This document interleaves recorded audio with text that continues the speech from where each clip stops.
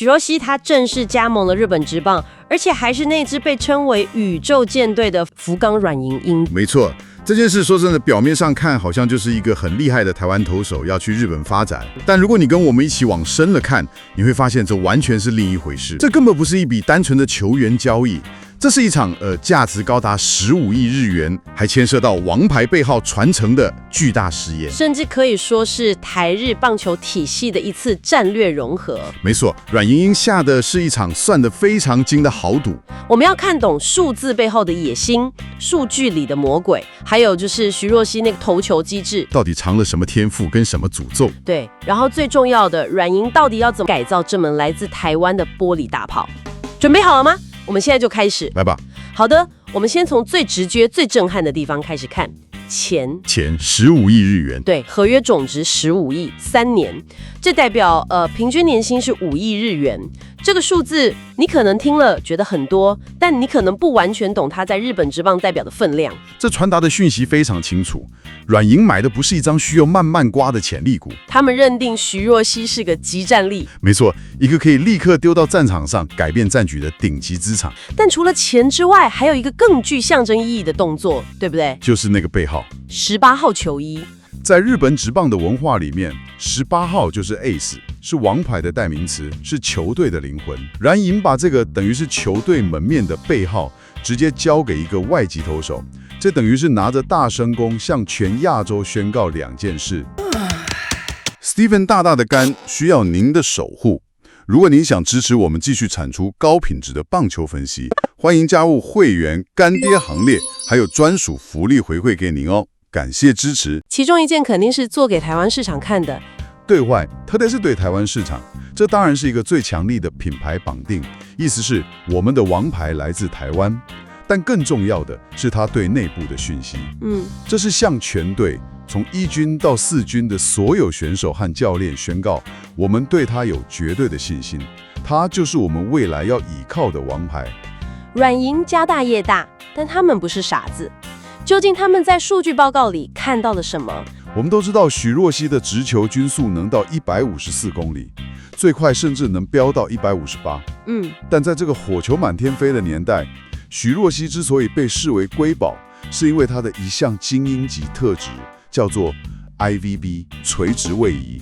简单说，就是这颗球有多会窜。一般大联盟投手的平均 IVB 大概在16到17英寸，许若曦这个接近20英寸的数据，代表他的快速球在飞向本垒板的时候，下坠的幅度比打者大脑预期的要少非常非常多。在打者的视角里，那颗球就像是无视地心引力一样，在你挥棒的轨迹之上，咻一声就窜过去了。这就是我们常说的违禁。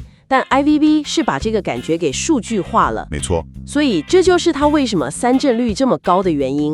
打者以为球会掉下来，结果没有。而这项武器的战略价值，在碰上日本职棒打者的时候会被放大。为什么？因为日本打者的传统养成非常擅长应付低角度的变化球，那是他们从小练到大的课题耶。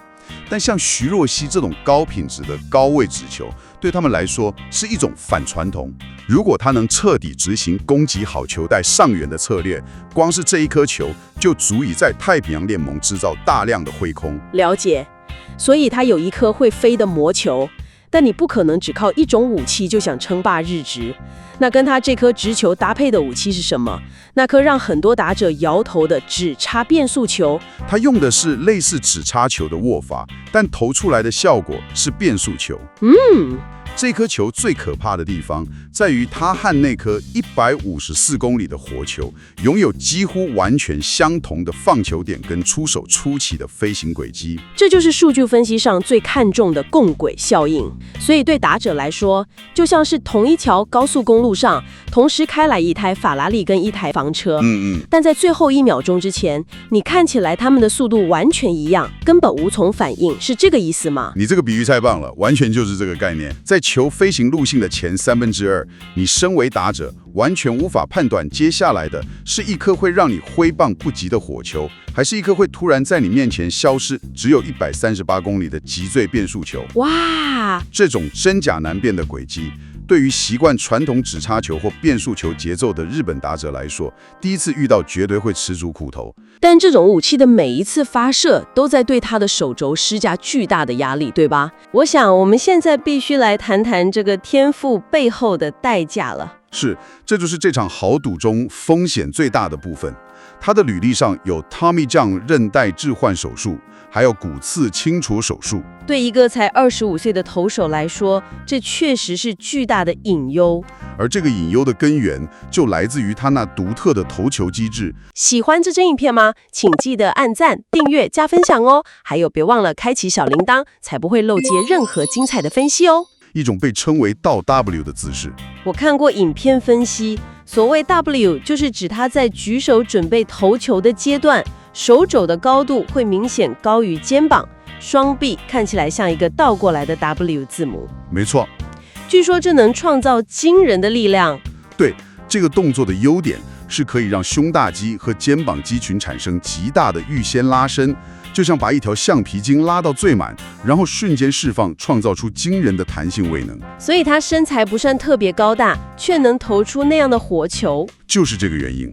但凡事都有代价，这个机制的代价在生物力学上被称为时间差脱节。简单来说，就是当他的身体、他的髋部已经开始猛烈旋转发力的时候，他的手臂其实还没跟上，还被遗留在后面。这会导致一股巨大的惯性力矩，像甩鞭子一样，把所有的压力都甩到鞭子的末梢，也就是那条非常脆弱的尺侧副韧带。这就是他手肘反复出问题的根源。完全正确。而且我们还得考虑到环境的巨变。在 CPBL， 它被当作珍贵的艺术品保护着，但在 NPB， 先发投手被期待要能稳定的吃下6到7局，而且是每周一次，整个赛季稳定出赛。你被买来就是要当一头工作马。哇！如果软银只是把它直接丢进这种高强度的轮值里，我可以很肯定的说，伤势复发的风险是极高的。这也引出了我们下一个关键点：为什么软银的系统如此重要？没错。所以软银非常清楚这一切，他们等于是买了一台拥有 F1 引擎但底盘有裂痕的超级跑车。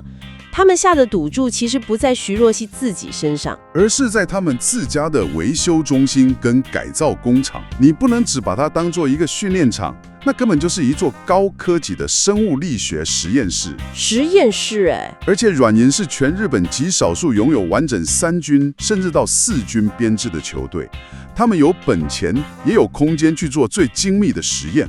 徐若曦在投手丘上投出的每一颗球，旁边的 Rapsodo 和 Trackman 雷达都会及时捕捉超过20项数据。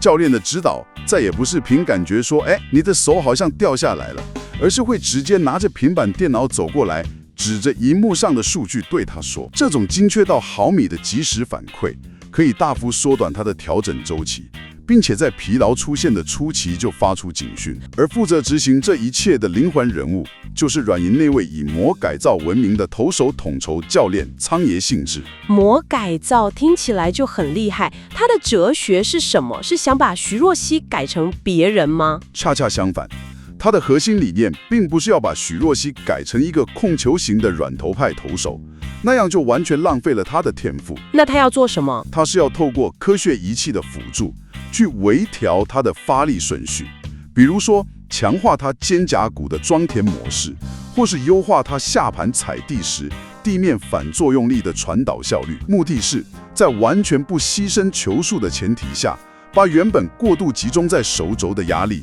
更有效地分散到全身的大肌肉群去承担，就像是帮一台跑车重新做配重平衡，让它跑得又快又稳。没错，但它终究要踏上一军的投手丘，去面对真正的考验。太平洋联盟的打者们，那里可不是好惹的。没错，那里是真正的打者地狱。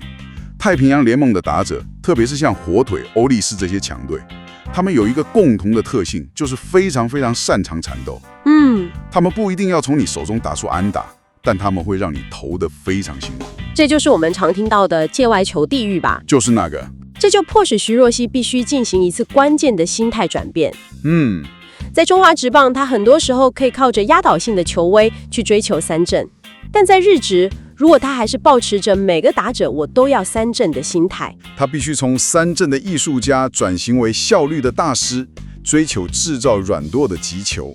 这时候捕手的角色就变得极为重要了，必须帮助徐若熙有效地执行北南策略，对，就是用他那颗高 IVB 的火球去攻击好球赖上缘，也就是北方，引诱打者挥空或打成冲天炮，然后再用那颗致命的指叉变速球去攻击本垒板前的红土区，也就是南方。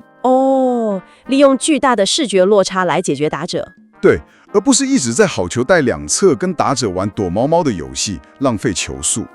听起来他还在学会管理自己的体力，就像开手排车一样，不能从头到尾都用5档在跑。他必须学会在垒上无人、局面比较轻松的时候，降到3档或4档，用8分力去投球，专心控在低角度，制造管地球出局。对，节省体力，然后把那100%的力气保留到2出局最关键的时刻，再挂上5档，吹出那颗158公里的火球来解决危机。